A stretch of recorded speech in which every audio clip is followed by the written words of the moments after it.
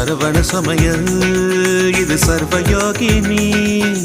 அறுசுவை தருவாள் அவள் அன்னபூரணி ஒவ்வொரு கையிலும் ருசிகள் மாறும் ஒவ்வொரு ருசியிலும் பசியும் மாறும் சமையல் 6 வகை கலை அல்லவா தீர தீரன மனிதவ மகரித சரவண சமையல் இது சர்வயோகினி அறுசுவை தருவாள் அவள் அன்னபூரணி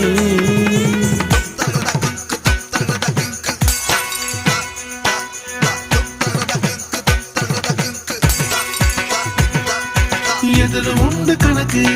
நீ நெருப்ப குறைச்சு வணக்கு பருப்பு வெந்ததும் வாசம் வந்ததும் பாசம் சேர்த்து எனக்கு